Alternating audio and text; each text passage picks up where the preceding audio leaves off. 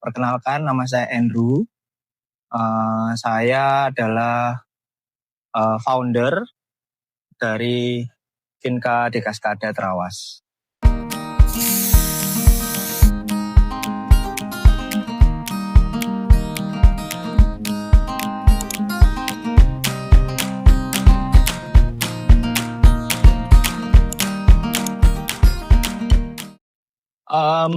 Kenapa dinamakan Vinka Dekaskada? Pertama, kita berharap bahwa Trawas ini bisa berkembang. Dalam artian khususnya kopi ya, karena kita kan di kopi. Kita berharap bahwa kopi di Trawas ini berkembang. Kenapa kok pakai nama Vinka? Vinka Dekaskada ini bahasa dari bahasa Spanish.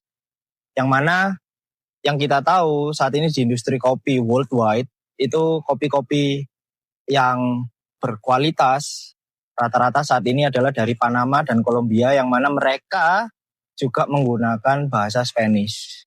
Jadi kita berharap bahwa Trawas ini kita bisa membawa Trawas ini setidaknya kualitasnya mengikuti, walaupun mungkin saat ini masih jauh daripada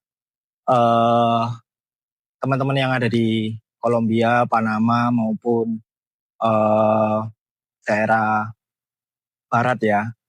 Yang mana arti dari Vinka Dekaskada sendiri, Vinka itu adalah kebun, sedangkan Kaskada itu adalah air terjun, dari bahasa Inggris cascade, bahasa Spanishnya adalah Kaskada.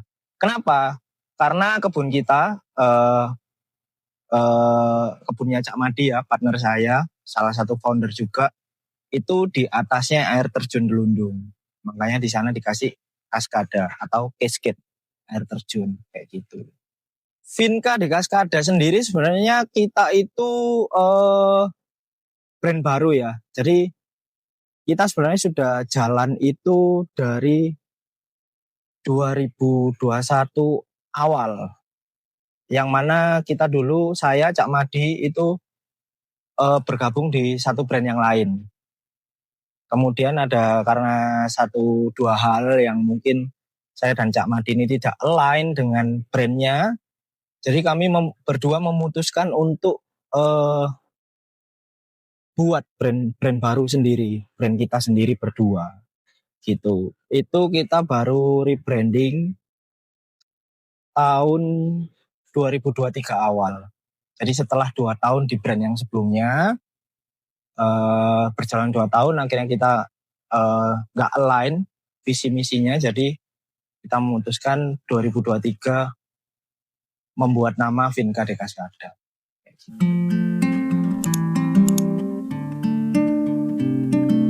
Saya terjun di kopi mungkin kalau secara profesional memang belum lama ya. Mungkin kalau secara profesional benar-benar terjun di industri ya 2021 itu. Cuman mulai tertarik dan start belajar itu saya di 2016 pertengahan. Waktu itu saya belajar mengenali cita rasa kopi. Jadi saya dari kedai ke kedai. Cuman dulu karena saya kerja di Surabaya ya, di kota, di sebuah perusahaan, mungkin waktu itu habit ngopi saya di kedai yang coffee chain, dalam artian yang besar, contoh kayak Kopi O, Jurnal kayak gitu. Tapi dari situ saya belajar membedakan rasa bahwa kopi yang dipakai di Kopi O itu karakternya seperti ini, yang di Jurnal seperti ini, kemudian yang di Common Ground seperti ini kayak gitu. Jadi belajarnya 2016, start masuk industri 2021 kayak gitu.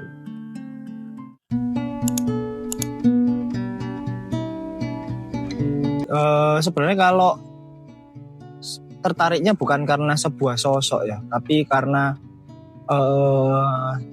sebuah panggilan. Tapi mungkin ada satu orang yang saya melihat, keren ya orang ini. Itu ya Michael Jasin sih. Kita semua tahu ya Michael Jasin, yang orang Indonesia ini, bahwa keren banget ya orang ini kayak gitu. Cuman kalau tertariknya untuk kemudian benar-benar membantu terjun di industri kopi bukan bukan sosok, tapi lebih ke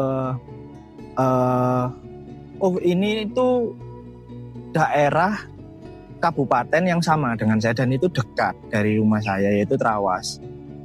Saya kan di Mojosarinya sebenarnya. Kemudian kok saya baru tahu ya di Trawas ini ada kopi gitu loh, dan saya pengen bahwa salah satu daerah saya ini juga dikenal. Yang mana dulu kita 2015 ya, 2016, 2017 orang taunya adalah Aceh Gayo kayak gitu kan. Kemudian Toraja, kemudian Bali Kintamani, yang mana memang mereka sudah sangat lama kan di kopi, bahkan sebelum-sebelumnya pun mereka sudah punya nama gitu loh. Jadi saya punya kerinduan bahwa Trawas ini bisa dikenal gitu loh. Minim-minim start nggak usah terlalu jauh lah, sekitaran Jawa Timur dulu. Kalau memang bisa ya satu Indonesia tahu, dan kalau bisa lagi ya mungkin kita bisa dikenal di kancah internasional. Siapa yang tahu kan, we never know. If we never do it, we never know.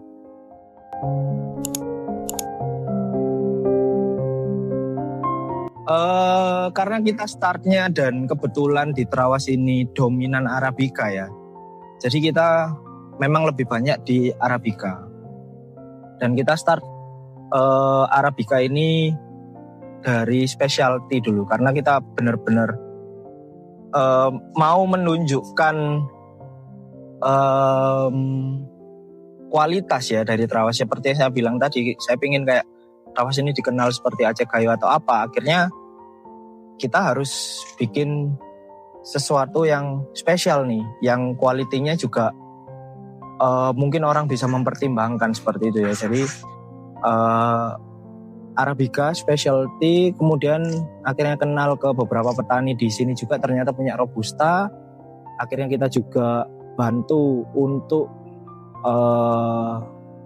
proses dan mengedukasi ke petani untuk bagaimana menghasilkan Robusta yang baik. Dan sekarang ini mulai tahun ini kita juga mulai proses Excelsa kayak gitu. Cuman tetap sampai dengan sekarang kami fokusnya paling banyak adalah di Arabica, dan nggak cuman specialty sekarang. Jadi karena demand yang banyak dari teman-teman roastery adalah grade 1, akhirnya kita juga bikin mass product grade 1 kayak gitu untuk kebutuhan blend di coffee shop seperti itu.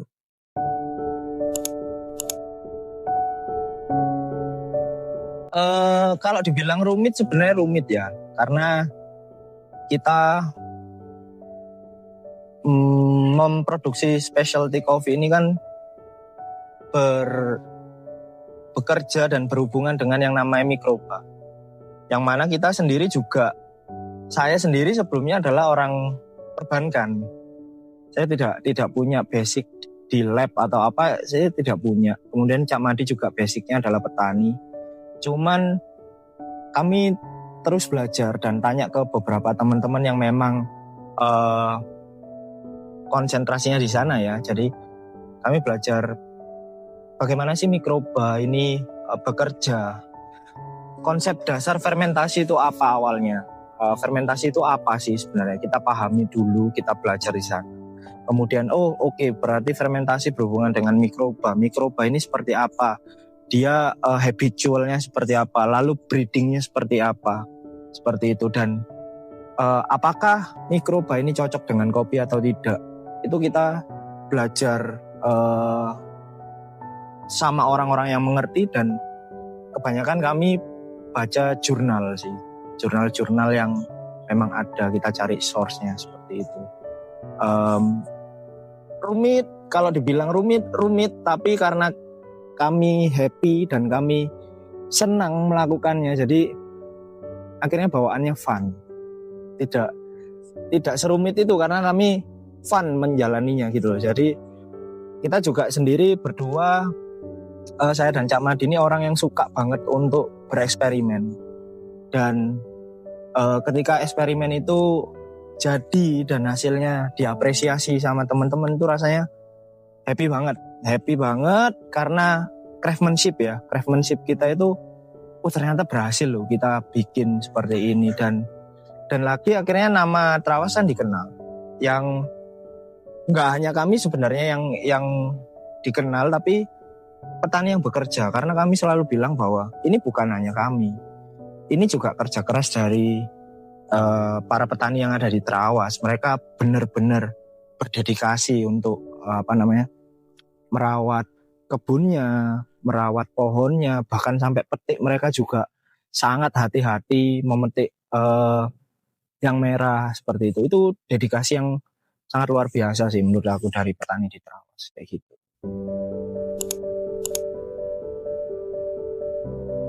Sebenarnya kita itu lebih, orang kenapa beli specialty, pasti kan mereka melihat transparansi ya dari data yang kita punya. Jadi kita selalu mencatat data kita di sebuah tabel bahwa protokol-protokol processing kita seperti apa, kemudian kayak varietas seperti apa, kemudian ketinggian apa segala macam, pohon penaung. Lalu kita pakai metode fermentasi yang seperti apa. Contoh misal anaerob submerged or non submerged atau seperti apa. Itu kita berusaha transparan. Kita selalu informasikan, dan kita juga sebelum kita distribusikan ke pasar, ke teman-teman yang ada di coffee shop maupun roastery, kita selalu QC. Nah, selain itu, gimana caranya kita QC? Bener nggak QC kita?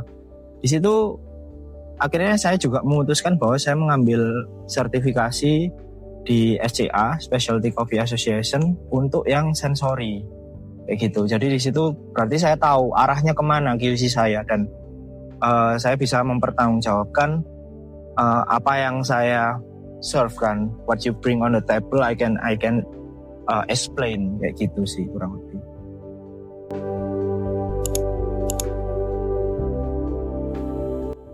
Saya rasa tidak semua orang bisa bikin kopi specialty, karena terkadang kita sendiri tidak mengerti konsep dasar fermentasi. Bahkan saya pernah tanya, kamu tahu nggak fermentasi itu apa? Itu mereka sulit untuk menjelaskan gitu kan. Kemudian saya tanya aja misalnya, anaerob itu apa sih gitu. Kadang beberapa orang juga sulit untuk menjelaskan gitu loh. Dan mereka bilang, oh saya bikin specialty apa segala macam. Tapi dengan pertanyaan seperti itu, sometimes mereka kok gini jawabannya gitu loh. Padahal kan ini tuh ada jurnalnya. Kalau kamu mau belajar, ini tuh ada jurnal. Berarti kamu asal aja kamu bikin, kamu fermentasi kopi ini, kamu proses kopi ini, dan kamu mengklaim itu specialty kayak gitu. Dan specialty pun tidak hanya diproses, bahkan sampai dari stage green bean itu kita harus grading. Kadang-kadang orang, ini aku jual specialty, oke, specialty, ternyata tidak di grade. Oke, disortir, ya disortir, tapi tidak grade. Grade-nya ini tidak seragam, itu bukan specialty. Itu sih menurut saya. Tapi ya namanya industri, sah-sah aja sih.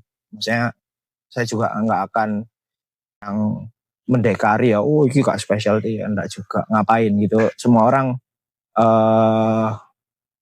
punya pasarnya sendiri-sendiri, dan sama-sama cari makan, ya sudahlah. Saya sudah, oh ya specialty, oke, gitu aja sih.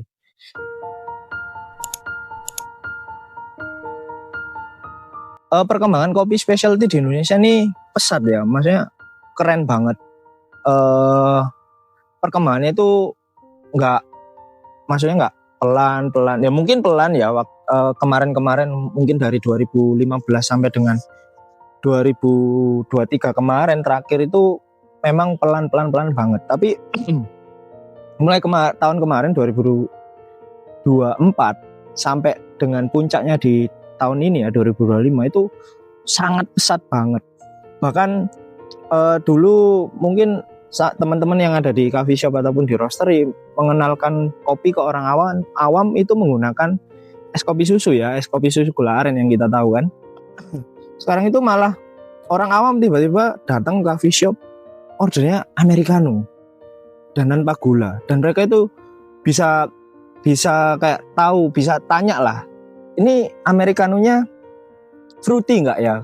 Kayak saya kadang-kadang di coffee shop itu kayak wow, keren ya. Maksudnya orang-orang sekarang itu udah bisa mendeskripsikan bahwa americanonya ini fruity nggak ya, kayak gitu loh. Jadi ini perkembangannya sangat pesat ya. Mungkin thanks to Michael Jasin yang saya bilang tadi ya, juara 1 WBC World Barista Championship.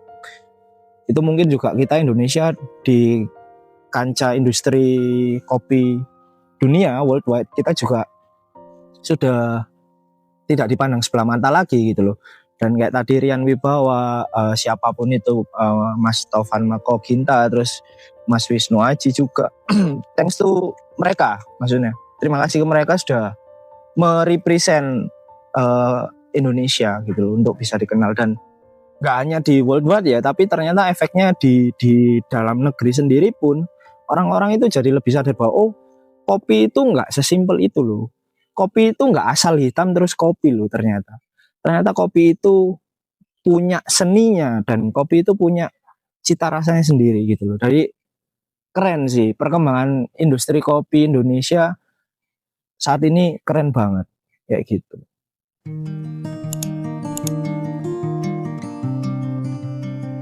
Kalau posisi Vinka sendiri sebenarnya kita belum apa-apa ya dibandingkan yang lain. Maksudnya kita ini sangat kecil sekali. Maksudnya kita ini bukan siapa-siapa gitu loh. Kita di Indonesia ini bukan, jangankan di Indonesia deh, di sekitar sini aja, Terawas, Surabaya ataupun mana, kita ini bukan siapa-siapa. Kita masih sangat kecil, tapi setidaknya harapan kami di Vinka satu tim ya. Sekarang kita juga ada satu tim lagi, Fadli. Saya juga menyampaikan ke Fadli, kebetulan juga visi misinya sama. Jadi kita Vinka ini tidak melihat kita di mana. Misalnya kita tidak melihat kita lebih dari si A atau kita lebih dari si B. Oh, kita sudah dikenal di sini. Enggak. Kita merasa kita ini belum apa-apa. Kita bukan siapa-siapa, dan orang nggak kenal kita itu sangat wajar karena kita itu cuman segini loh, segini. Sedangkan ini itu market ini segini gitu kan. Jadi yang penting adalah fokus kita ini terus bisa berkarya dan membantu petani, yang mana harapan kami cuman simple, kita nggak bisa ngasih uang ke petani seperti apa, kita bukan orang kaya gitu. Kita sendiri pun bekerja untuk cari duit juga, untuk cari makan sama-sama. Cuman setidaknya cara kami membantu petani adalah petani ini tidak bingung jual barangnya kemana, dan mereka tetap terus semangat bertani ya. Karena apa? Mereka ini yang merawat bumi ini gitu loh. Siapa lagi kalau bukan mereka? Kalau mereka sudah patah semangat, lalu siapa? Jadi bukan masalah Vinka posisinya di mana, tapi Vinka ini bisa bantu apa ke petani gitu loh. Jadi setidaknya petani ini tidak bingung jual barangnya. Lebih ke sana fokusnya. Kita nggak fokus Vinka ada di level ini, enggak. Sama sekali kita nggak pernah mau ikut-ikut di ranah itu gitu loh. Jadi kita fokusnya benar-benar bantu petani aja gitu sih.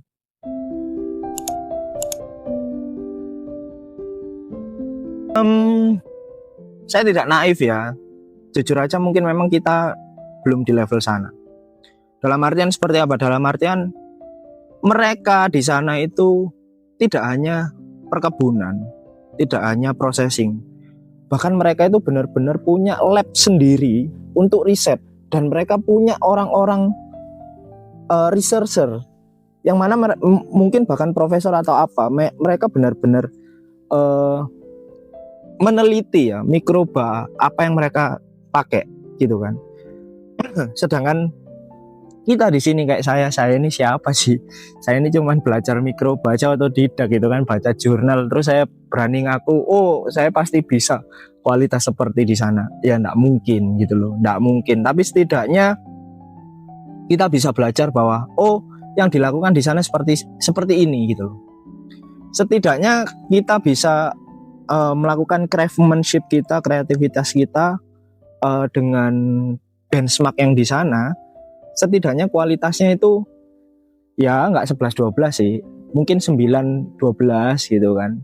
Jadi setidaknya orang bilang, oh Kolombia lokal nih gitu. Jadi itu udah sangat happy gitu. Kita udah happy banget dengan apa yang kita lakukan.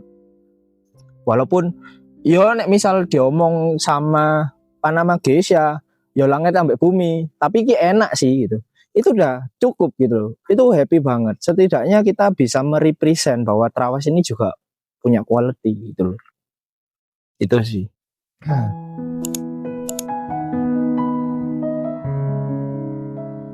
Harapan saya nggak muluk-muluk ya. Mungkin tadi sempat tak mention juga. Harapan saya adalah kita Vinka ini bisa terus berkarya membantu petani khususnya ya. Karena emang kita sepakat bahwa kita jalan itu visi dan misinya itu kita mau terus bantu petani, karena kalau bukan kita siapa lagi gitu kan. Dan pun kalau bisa kita juga melakukan pertanian itu sendiri gitu kan. Dan harapan ke depan mungkin kita bisa mengenalkan Trawas lebih lagi ya, maksudnya secara luas, agar apa ya, agar tadi perputaran dari petani sendiri itu cepat. Dan mungkin bahkan harapan yang lebih besar lagi adalah kita nggak hanya bantu petani yang ada di Trawas. Saat ini pun kita udah mulai bantu petani selain di Trawas ya, tapi masih daerah sekitar sini aja, masih deket-deket dari mungkin di Arjuno, mungkin di Wonosalam, di Jombang, atau mungkin nanti di Gunung Kawi, di Malang. Kita ada beberapa petani yang kita juga sudah mulai approach untuk bantu kayak gitu. Jadi tidak menutup kemungkinan, dan kita berusaha untuk merealisasikan kemungkinan itu. Kalau memang kita bisa bantu petani di Indonesia, kita mau gitu. Cuman mungkin saat ini kapasitas kita belum di sana, tapi kita punya mimpi, kita mau bantu petani Indonesia, bahwa petani Indonesia itu keren gitu sih. Nah kalau untuk teman-teman yang mau belajar specialty kopi, terus semangat, terus belajar, jangan merasa cepat puas, dan selalu kosongkan gelas kalian. Karena apa? Sampai dengan sekarang pun aku di specialty coffee, aku merasa aku ini nggak jago. Karena apa? Ini industri ini tuh, dan ilmunya itu berjalan terus dinamis. Dia nggak stagnan, selalu ada hal baru gitu. Jadi jangan pernah merasa, wah aku jago kok, wah aku nabi, wah aku dewa, apa segala macam, whatever it is, you name it lah. Nah, bullshit man, nonsense gitu. Jadi keep humble, terus belajar, banyak sharing sama teman-teman yang lain, dan ya kalau bisa berkarya lah gitu. Itu sih.